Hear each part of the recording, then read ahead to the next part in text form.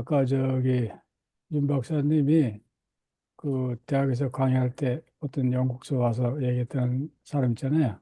그죠?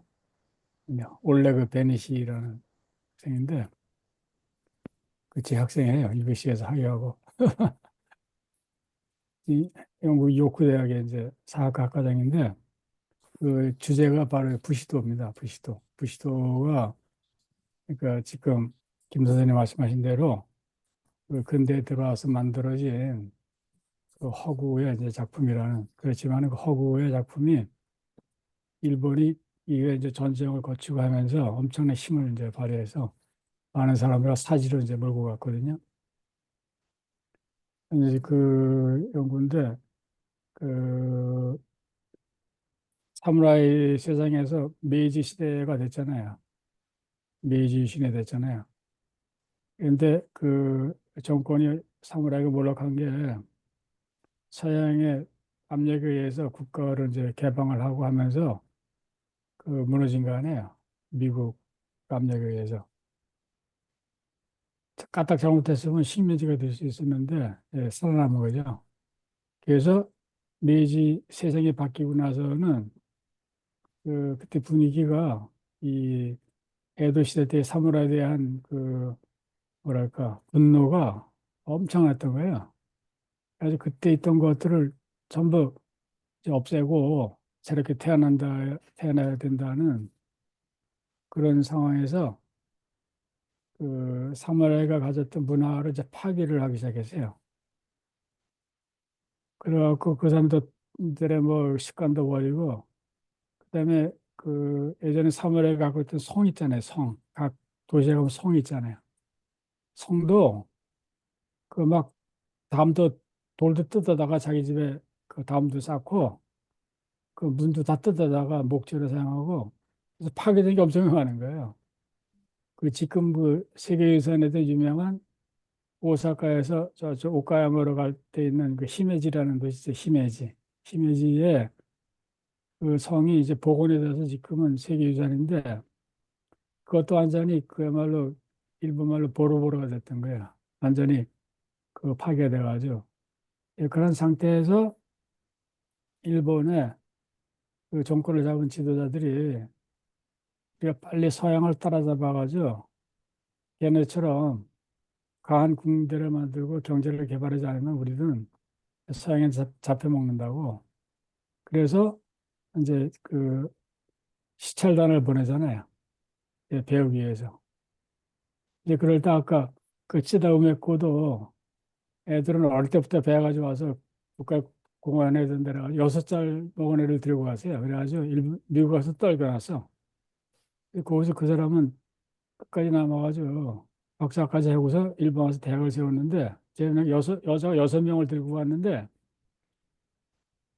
나이가 많은 순서대로 이번에 빨리 귀국해서 못 견디고 가령 조그만 애가 끝까지 남아가지고서 그 공부를 하고 들어온 거예요. 그 역설인데 근데 일본 사람들이 그 지도자급들이 유럽을 간 거예요. 유럽을 미국 거쳐가지고 유럽을 갔는데 유럽을 갔더니 영국 가서 깜짝 놀란 게 이 중세 때의 성 있잖아요. 성 중세 때의 성은 조금 달라요. 그 시대마다 조금 다른데 그 이렇게 그 사방이 벽이면 모퉁이에 둥그렇게 그 탑처럼 올라간 게 있어요. 둥그렇게 아주 그 성처럼 벽이 올라간 게 있는데 그 한국어로 얘기하면 옹성이라고 그러죠. 옹성. 옹성이 입구에 있는 이제 성인데 중세 때는 그 귀퉁이에 깊게 연통처럼 올라가고 거기다 무기를 저장해가지고 이제 싸웠던 거예요. 성을 지키려고. 그걸 이제 아모리라고 하는데 아모리. 갔더니 중세 때 그런 성들까지 완벽하게 보존되어 있는 걸 보고서 쇼크를 받은 거야. 얘네들은 그 근대화를 한다고 하면서 옛날 거를 하나도 파괴를 안 하고 잘 보존하고 있는 거에 쇼크를 받은 거예요. 야, 그래가지고 이 사람들 돌아오면서 그다음에 불란서 가고 이제 서도 가고 하면서 갔더니 하나도 파괴를 안 했어. 야, 이게 아니구나. 우리가 갖고 있는 거를 버려서는 쟤네들을 따라갈 수가 없구나. 그래서 우리가 갖고 있는 거를 잘 보존하고 개선을 해야 되겠다. 그래서 돌아와서 그 법을 정비해 가지고서 성을 파기를 못하게 만들었어요. 벌써 그때 몇 년 사이에 다 뜯어 가지고서 다 팽개치니까 서양 애들이 엄청나게 주워갔어요. 그래서 서양에서 그 예전에 그 고군 부사들이 입던 갑옷 있잖아요. 갑옷이라 할지 칼이라 할지 뭐 이 초구 같은 것도 있잖아요. 그런 것도 엄청나게 들고 간 거예요. 막 다 벗어 던지고서 막 싸구려로 팔고 그러니까 시장에. 그래서 웃긴 게 얼마나 일본 애들 그걸 다 버리고 그 박대를 했는지 그 일본 무사대 옛날에 있던 그 다이묘급이 입던 갑옷을 가장 많이 갖고 있는 그 박물관이 이탈리아에 있는 박물관이 이탈리아. 그래서 이탈리아 가서 이제 연구를 해야 되고 이러는 갑옷도 있어요.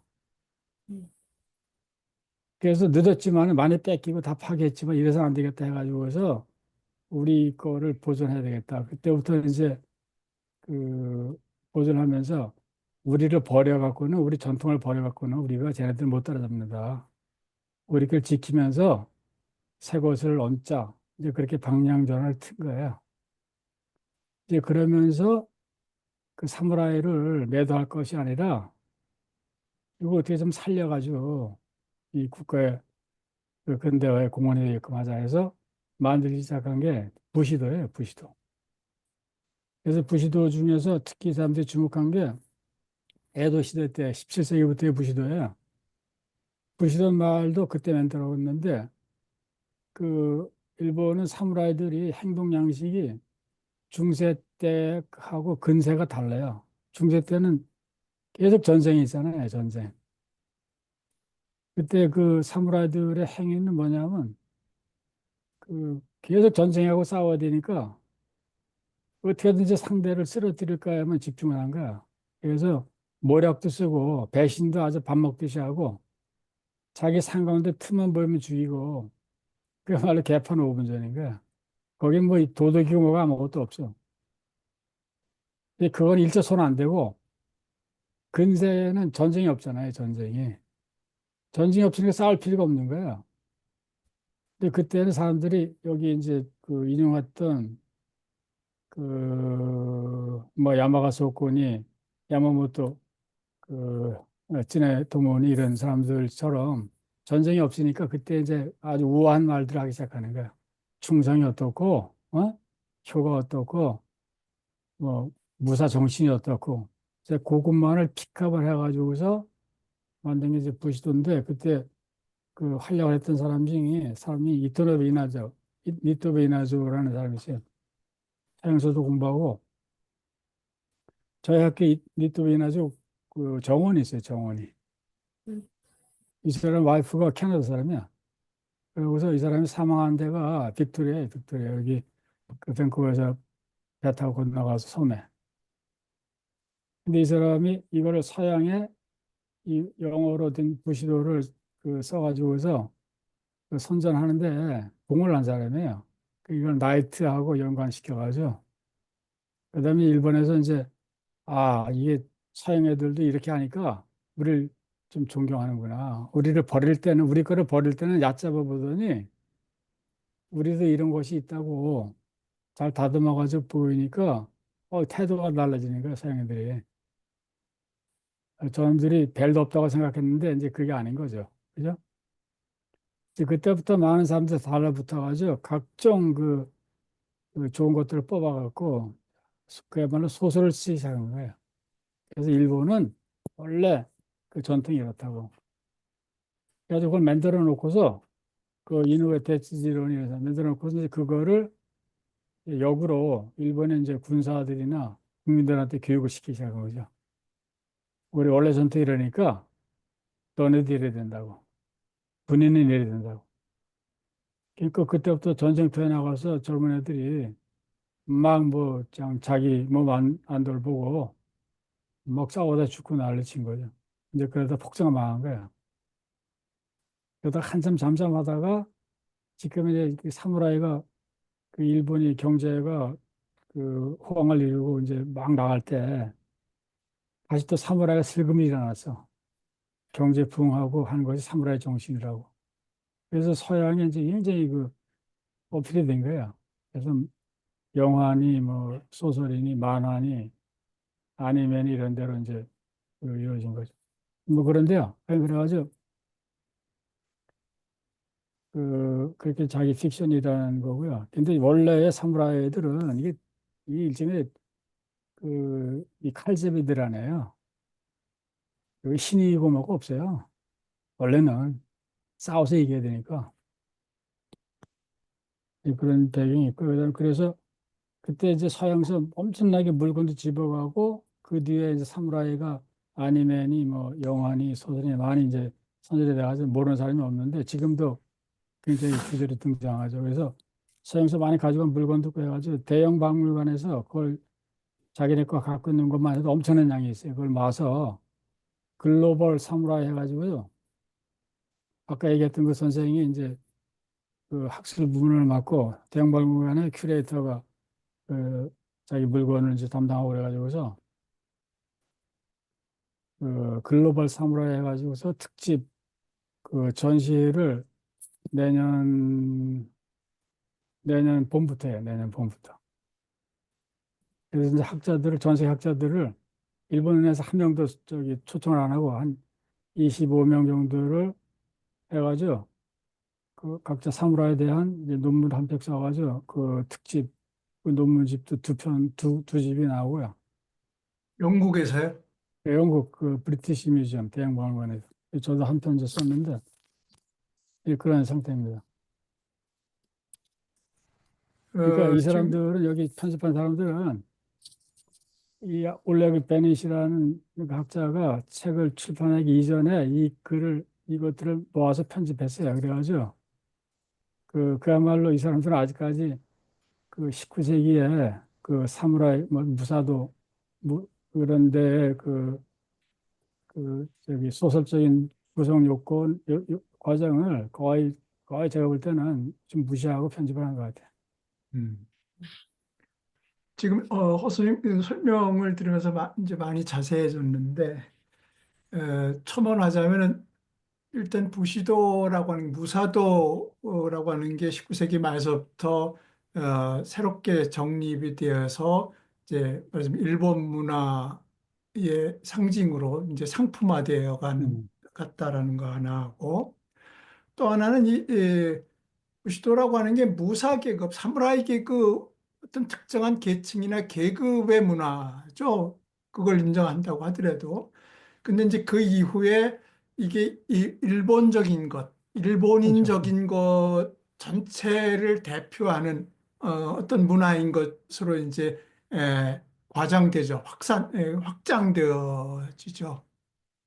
근데 이런 면들은, 물론 이제 전쟁 기간 중에는 특히 이제 군인들한테 이 부시도가 아마 강조가 되었을 법하긴 하지만, 그러나 지금은 뭐 기업인이면 뭐 전체 일본인들이 마치 자신의 문화적 전통, 자기 스스로의 문화적 전통인 것처럼 이제 생각하게 만들어져 왔죠. 근데 이런 면모들은 사실 일본의 경우에만 한정되는 것은 아닐 듯 해요. 에, 저, 하카다, 하카다 다카신가? 기전외라고 하는, 에, 그 한국 사회경제사, 초기 한국 사회경제사의 중요한 공적을 낸 사람이 있습니다. 특히 이제 호적 연구, 당시는 뭐, 호적을 통해서 뭐, 그 그 사회사를 연구한다는 게 제대로 그 확산이 안 된 상태였었는데 이 사람이 호적 연구 또 양안 연구 이런 것들을 통해서 무슨 사실을 밝혀냈냐면은 19세기 말에 와서 조선의 양반이 무려 전체 인구의 70% 가까이 증대한다. 아, 전체 조선 인구의 70%가 양반이었다. 19세기 말에. 이런 놀라운 발표를 해요. 물론 이제 지금에 와서는 하다가 그 호적을 잘못 읽었다라고 하는 설이 지배적이긴 합니다만은 그는 어쨌든 양반이 많이 늘어나는 것만은 틀림이 없어요. 그걸 이제 다른 말로 표현하면은 신분제가 와해됐다라는 말로도 표현이 되죠. 재미있는 것은 다산이 그 이런 식의 비평을 한 적이 있죠. 조선이 가난한 거, 이거는 노동하지 않는 양반이 너무 많아졌기 때문이다. 자, 이 문제를 어떻게 해결하느냐? 모든 사람이 다 양반이 되면 해결되는 거 아니냐? 이런 얘기를 한 적이 있습니다. 물론 이제 요 주장 자체는 여러 가지 논란의 여지가 있습니다만은 실제로 양반이 많아졌고 양반의 문화가 그 19세기 말 이후에 급속도로 확산이 됩니다. 그래서 4대 봉사를 한다든지 아니면 그거 뭐죠? 가게도 하는 건 가게, 자신의 족보, 가게를 족보, 정리하는 걸 뭐라고 그러죠? 족보요, 족보. 아, 족보를 만든다든지 하는 것들이 근대에 와서 확산이 됩니다. 그래서 이제 그게 이제 1970년대까지 계속 확산이 되죠. 확장이 되죠. 그 1970년대 되면은 웬만한 집안에서는 다 족보들 하나씩 가지고 있게 마련이고 이렇게 되죠. 실제로 양반의 문화를 일반인들이 다 공유하게 된 겁니다. 그래서 이제 조선의 경우에도 한국의 경우에도 조선시대 양반 문화가 어, 특정 계급, 계층의 문화가 아니라 국민 전체의 문화인 것처럼 이렇게 만들어지는 과정을 겪습니다. 이게 이제 일본의 경우는 이제 사무라이 문화가 그렇게 되고 부시도가 거기에 이제 중요한 역할을 했던 거 아닌가 하는 생각이 들기도 합니다. 자연스럽게 그러면 이제 시간 때문에 여성 철학도 많이 남아 있어가지고 선생님 말씀 잘 들었고요. 또 얘기하실 게 있으면 또 사무라이 조금 더 얘기해 주셔도 좋고 여성 철학도 다양하게 얘기해 주셨으면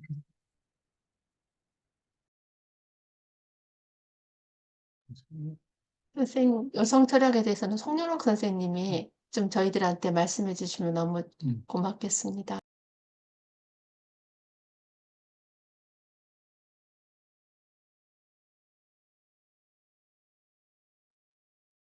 안녕하세요. 그 제가 그 철학에 대해서 말씀을 드리는 것보다 야마카 기쿠에라는 사람이 일본 여성 중에 굉장히 특이하다고 저는 생각하고 있습니다. 그거는 왜냐하면 야마카 기쿠에가 1920년대에 조선의 여성 운동을 하는 사람, 특히 그 리더적인 그런 여성들에게 굉장히 큰 영향을 줬거든요. 근데 그때 그 이현경이라고 이현경하고 그러니까 박순천 씨도 있었고 반신덕 씨도 그렇지만 이분들은 여성 해방의 그 사상이라 할까? 그 지침을 그 일본 유학 중에 그거를 모색하고 있었는데 야마카 기쿠에가 제시한 여성 해방론이 가장 조선의 여성 해방에게 유익하다고 생각해서 그 야마카 기쿠에를 찾아갑니다. 그러니까 야마카 기쿠에가 그분들을 통해서 그 3.1 운동이 있었다는 거, 그리고 3.1 운동이 얼마나 큰 탄압을 받았다든지 그런 걸 실제로 알게 되거든요.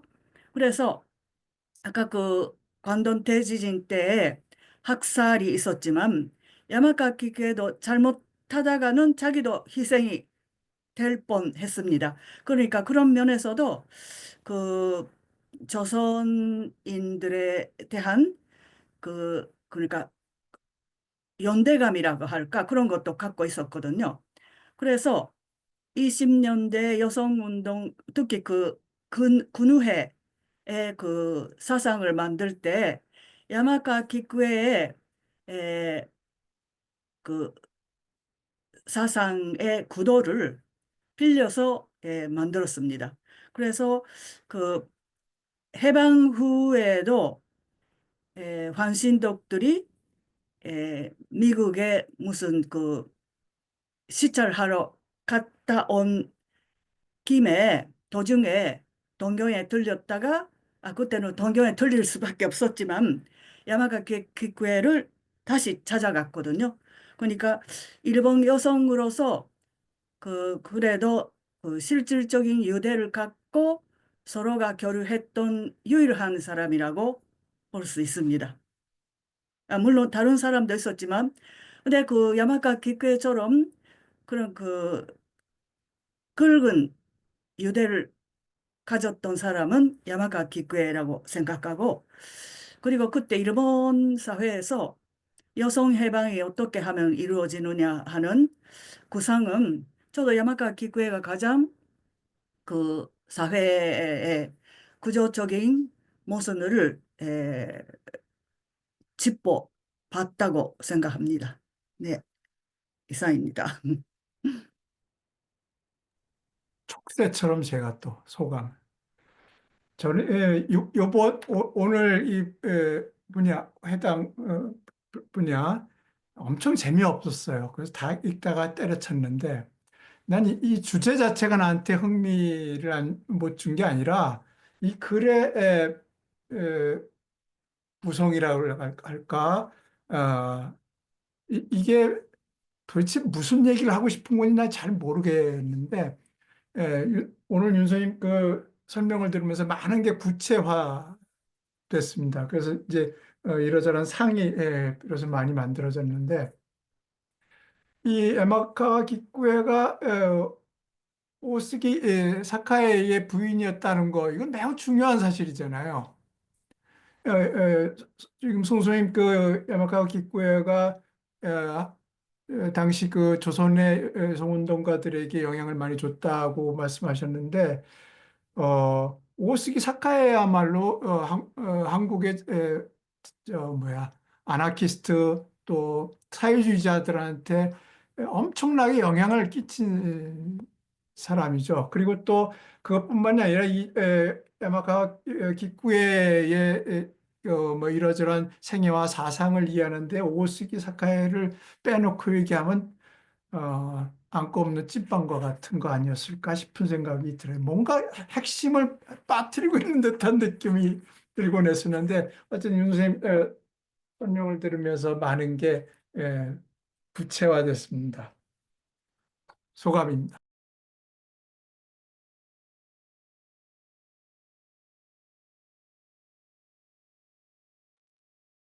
저도 그 무사도나 이 여성에 대해서는 어떤 의미에서 굉장히 흥미있고 또 저희들이 전공하고 좀 가깝기 때문에 여러 가지를 생각할 수 있는 기회가 되는데 지금 말씀하시는 여성 운동에 가서 보면은 전체적인 거 이건 막연한 제 느낌인데 메이지 시대를 지나서 다쇼 그리고 쇼와 쇼키 그러니까 전쟁에 들어가기 이전까지는 일본 여성들도 정말 힘차게 그리고 정말 정열적으로 들끓는 불꽃 같은 다양한 입장이 있을 수 있지만 그렇게 치열하게 살았던 일본 여성들이 왜 에, 전쟁 이후에 패전 이후에 그리고 지금에 이렇게 일본 여성들은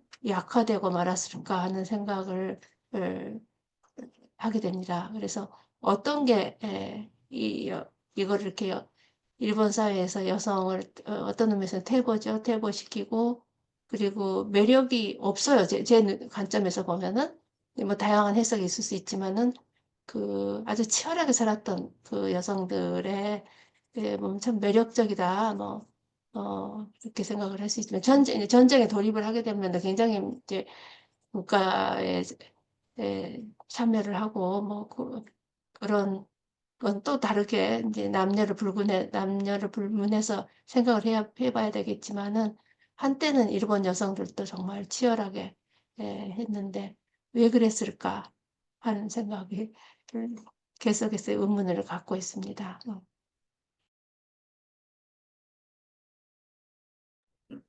그 이영숙 선생님 하신 말씀에 대해서 제가 조금 느낀 것이 있는데요. 야마카 기쿠에도 그렇지만 그 야마카 기쿠에는 그래도 비교적 제국주의에 대한 비판 의식이 있었지만 그 일본 여성들의 활발한 활동은 있기는 있었지만 그것이 제국주의를 그 그러니까 근본적으로 비판하는 그런 사상을 형성할 수가 없었다는 것이 지금 매력 없는 일본 여성의 여성 운동이 이어지지 않았나 하는 생각을 저는 하고 있습니다.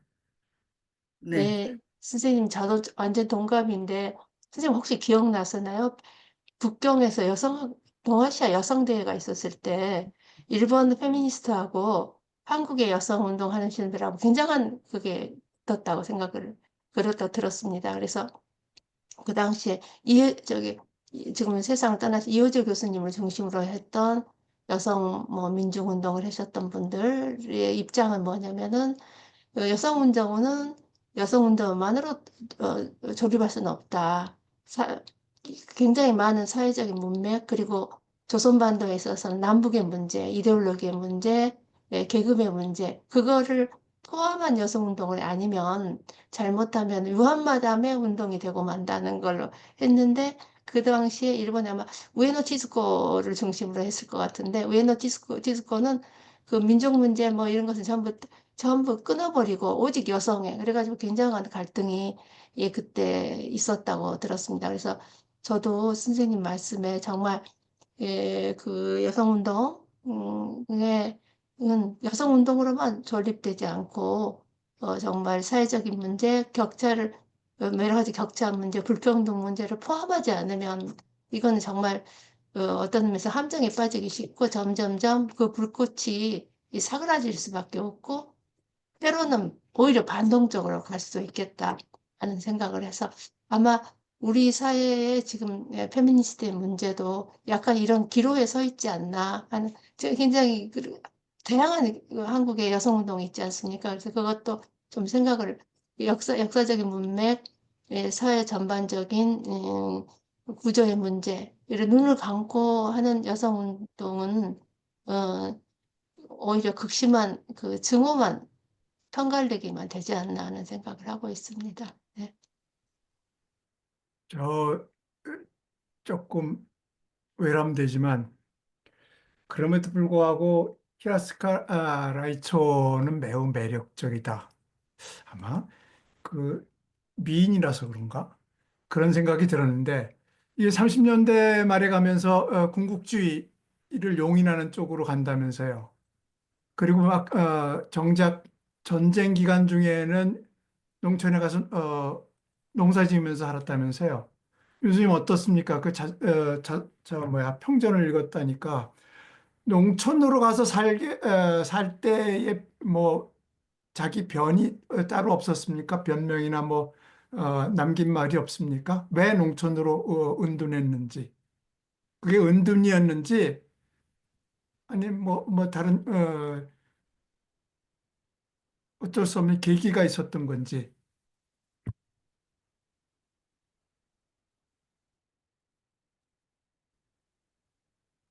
네, 지금 한국에는 굉장히 중요한 시기에 그- 를 맞이해서 어저께 그 어떤 평론가가 말씀하시기에 욕이 그렇게 막 터져 나온다네. 여기 종류가 막 굉장히 많아서 임진왜란 때 욕이 굉장히 많이 늘었대요. 그 임진왜란 이후에 굉장히 욕이 많이 나왔고, 그리고 그 중심이 서 있는 게 지금 젊은 여성들, 그리고 지금의 인문세종의 화구님들도 아마 중심이 됐을 것 같아서 허쌤도 같은 의견인데 이걸 포함해서 여성분을 한마디 한마디 해보면 어떨까? 한마디씩 어떨까? 그런 생각을 하고 있습니다. 네. 선생님 부탁드립니다. 어, 이 당시 여성운동 하신 분들은 그 사랑도 아주 자유분방해요. 엄청 지금하고는 너무 달라요. 네, 제가 잠깐 뒷담화 하나 막간을 이용해서 그 미시마 유키오의 애인을 우연히 영화 배우인데요. 좀 나이가 드신 잘 어떤 우연한 기회에 알게 됐어요. 근데 그분이 저한테 옛날 전화가 왔을 때 전화 잘 주시고 저하고 좀 나이가 차이 있는데 그리고 이제 이런저런 이야기를 하다 보니까 그리고 또 미시마 유키오의 그 주변 사람들 이야기를 들어보니까 죽음은 배를 갈라서 활복 자살을 했지만 미시마 유키오는 정말 일본적인 것을 극도로 싫어했다고 합니다. 어떻게 하면은 일본에서 탈출할 수 있을까 하는 게 이 사람의 감성이었던 거예요. 근데 그게 안 되니까 아마 잘 모르지만 그게 이제 마지막 안 돼서 아마 그 중에 하나가 활복 자살을. 근데 그러니까 그 활복 자살을 할 때도 그 저기 사무라이들은 굉장히 잘한다 그래요. 칼을 잘 쓰니까 한 번에 쫙 하는데 미시마 유키는 그걸 못했어요. 그래가지고 찌지직 해가지고 데려가가지고 다른 사람들이 대신 해준 거예요.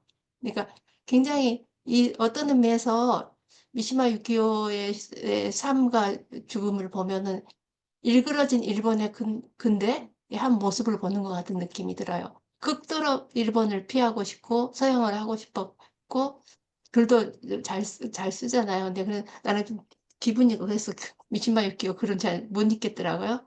그리고 그렇지만 마지막 선택은 자위대에 가서 활복 자살을 했던 그게 일본의 근대의 한 측면, 일그러진 근대의 한 측면, 뭐 전부는 아니지만 상징적으로 표현된 게 아닌가 하는 생각이 들고 이상하게 제가 유명한 사람을 좀 안다 그 인복인지 인덕인지 모르겠는데요. 그 미시마 유키오가 가장 사랑했던 여인을 압니다. 지금 말씀 매우 흥미롭네요. 미시마가 일본적인 것을 사실은 싫어했다. 그때 말하는 일본적인 것이라는 게 도대체 어떤 걸까? 일본의 전통, 그냥 싫어한 게 극도로 싫어해서 어, 끊임없이 서양적인 거. 그래서 그러니까 보디빌 이렇게 하는 거는 일본적인 뭐 신체가 아니거든요. 어, 서양적인 신체거든요. 그거. 그렇죠. 근데 천황제야말로 우리 느낌에는 가장 일본적인 것, 혹은 일본적인 것을 결집한 것, 이게 천황제인데, 아니죠. 그거는 천황제도 근대가 만들어낸 거죠. 그, 어, 경어론. 어, 네, 굉장히 흥미롭고 제가 또 하나 아까 오선민 선생님이 그 처녀성 이 몸은 도대체 누구 것인지에 대한 물음이 근대 이후의 물음이잖아요. 근데 똑같은 선상에서 언어는 누구 건지, 언어는 자기가 말하는데 언어는 도대체 누구 건지 하고 비슷한. 왜냐하면 언어는 호흡 정도는 아니지만 걷는 것만큼 자연스러운 신체성을 가지고 있는데 자기 마음대로 쓸 수 있고 글도 일기도 쓰고 그래야 되는 그렇지 않습니까? 근데 그게 아닌 거죠. 그래서 어쩌면 누구 것인지 하는 질문 자체가 굉장히 근대적인 질문이 아닌가. 네, 거기에 빠지면은 참 헤어날 길이 참 없는 경우도 많아요. 그래가지고 그 사이 그리고 어떤 의미에서는 타인하고 공감대야말로 우리 몸도 그럴 것 같아요. 몸도 자기 것이야. 자기 거라고 할 수도 있고 아닐 거라고 할 수. 사이 그리고 쭉 내려오는 생명의 논리 그 말도 마찬가지. 그래서 다시 한번 우리가 같이 논의하면 참 재미있는 문제면서 우리가 좀 더 자유롭고 해방감 있게 살 수 있지 않을까 하는 생각이 듭니다.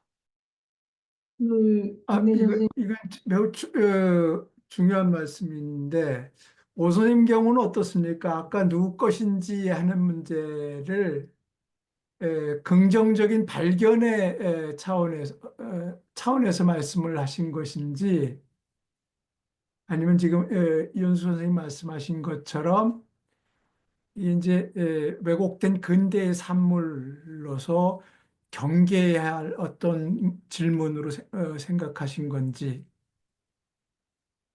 네, 그래서 그 이 몸은 누구 것인가 하는 그 질문 자체가 반드시 부정적이라고는 저는 생각하지 않고 반드시 한 번은 통과돼야 하는데 그 질문 자체를 다시 한번 좀 거리를 두고 생각을 하고 이제 천연성의 문제는 여성운동. 근데 군대를 생각하면은 이 군대는 이 신체는 누구 것인가? 라는 질문을 또 하나 놓을 수 있거든요. 근데 그게 엄청 많아요. 사실은 지금도 일상에서 지문을 찍거나 뭐 신체 검사를 하거나 의료에 코로나 경우에서도 우리 게 아니었죠. 사회적인 거였죠, 몸이. 지금 코로나를 지나면서 기침 한번 막 째려보고 이래가지고 기침 내가 하는데 왜 근데 막 전자탄 막 째려보고 막 그랬었잖아요. 그리고 여러 가지가 다시 그렇게 제기되면서 정근대에서 근대로 오면서 반드시 통과해야 될 그런 게 있는데 그런 거를 정말 진지하게 하면서 그 다음에를 좀 넘어가야 되겠다는 생각을 하고 있습니다. 네. 아무튼 오늘 시간이 저기 좀 지나긴 그 말씀이 했는데요. 나왔기 때문에 네, 한마디만 시간이 지나서 간단하게 지금 그것이 이제 근대 이후에 여성의 몸에 대한 그 담론이잖아요. 근데 저는 그쪽은 모르고요. 그쪽은 모르고 그 이전에 일본의 상황을 배경이 이제 좀 도움이 될까 해서 한마디 말씀드리면은 그 여성은 고대, 중세, 근세까지는 그 거의 자유였어요. 자유. 남녀 관계에 있어서의 제약은 거의 없거든요.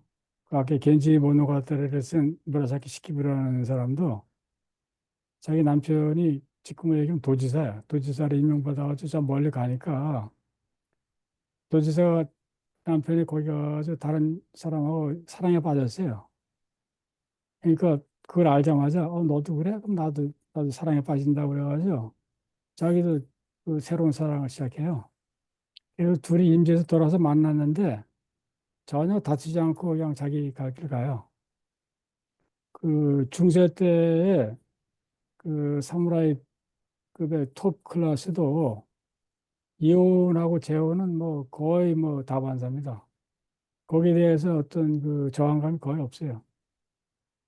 그리고 정력적으로 어떻게 문제가 되면은 자기 딸을 이혼을 시켜서 다른 사람을 또 다시 또 아버지가 결혼을 시켜요. 그런 것도 많아요. 그런데 여성에 대한 신체의 장악이 언제부터 이루어지냐면 근세가 되면서 사무라이가 전쟁에 손을 띄고 이제 관료가 됐잖아요. 그때부터 자기 와이프를 사무라이들이 다이묘가 에도에다 갖다 놔야 돼요. 그리고 자기는 자기 그 영지에서 도메인에서 산에서 1년 살고 그다음에 에도 동경에서 1년 살고 왔다 갔다 해야 되거든요. 이제 그러면서 그 여성에 대한 이제 감시가 그 퍼지기 시작한 거예요. 그리고 그것이 사무라이들한테 이제 퍼지기 시작해요. 왜냐면 사무라이들도 같이 움직여야 되니까. 이제 그런데 웃긴 게 자기들 양쪽에 다 있어. 자기 파트너가. 에도에도 있고 자기 고향은 고향도 있고. 그런데 여성만을 자기 이제 그 배우자를 이제 그 구속을 하기 시작한 거죠. 그런데 상민들 그냥 보통 인구 사무라이가 많아봐야 10% 정도가 5%뭐 6%거든요. 그때 당시에. 그 나머지는 상당히 자유로워요. 굉장히 자유로워요. 그 신체 구속이라는 게 없어요. 거의 자유. 그래서 저는 사무라이의 당시에 그 에도 시대 때 제식됐던 그 강압적인 기제고 그래서 에도 시대 때는 여성에 관한 어떤 문제가 발생하는 것이 되게 사무라이의 지배계급의 여자들이었어요. 왜냐하면 일반 사람들은 뭐 사랑행위 어쩌고 해도 문제가 되지 않네요, 전혀 문제가. 근데 이제 근대가 되면서 이게 남성 사회가 되잖아요, 일본이. 완전히. 남성 중심 사회가 되거든요. 그래서 사무라이를 이제 전 사회화 시키고 교육을 시키는데 그러면서 거기에 짝을 맞춰서 동원되는 게 현모양처잖아요. 거기에 짝을 맞추는 게. 그래서 여기에 나왔던 철학자들, 여성 담론한 사람들은 아주 극히 소수 의견이라고 봐야 돼요. 아주 극히 아주 조그만 흐름인 거예요. 그나마 명맥이 있었다는 것 자체가 놀라운 거지. 그 당시에 그 제국 일본에 있어서의 그 전체적인 분위기는 완전 남성 중심이죠. 그래서 그 여파가 제가 볼 때 아직도 일본에 상당히 남아있지 않나. 그러니까 그 OECD 국가를 조사하면은 일본이 가장 여성들이 소극적이잖아요. 사회활동이나 진출이나. 근데 그 영향이 역시 그 19세기 말 20세기 동안 한 5, 60년 동안에 짓눌렀던 그 압제가 아직까지 그 이어지고 있잖아요. 왜냐하면 일본의 정치를 잡고 있는 사람들이 다 사무라이 후예잖아요. 사무라이. 그래서 일본 아직도 그 결혼하면은 남편 성을 따라야 되는데 그 법이 개정이 안 되잖아요. 자기 성 갖겠다고 해도 그런 측면이 있는데 한국은 하여간 제가 볼 때는 그 전후에는 1945년 이후 특히 1980년, 90년에는 그때부터는 아주 혁명적인 변화가 있었다고 생각해요. 그래서 여성의 그 활동이라는 것이 일본에 비하면 굉장히 두드러지지 않나 이렇게 생각합니다. 저희 그 아주 조그만 의견입니다. 이것도 저기 일본에서 어떤 그 기사를 본 건데 지금 우리 학생들을 봐도 굉장히 보수적이에요. 결혼을 되게 되도록이면 할 수 있으면 그 직장 생활을 결혼 전에는 좀 하더라도 결혼 후에는 안 하고 싶다고 하는 애들이 많은데 그 이유 중에 하나가 결혼 후가 되면 세 번 밥을 먹을 수 있고 거기에다 낮잠까지 부록이 붙어 있는데 왜 가서 고생을 하겠냐요. 그렇게 이야기를 하더라고요. 네. 인류학의 숲으로 초대합니다. 인문세닷컴에서 만나요.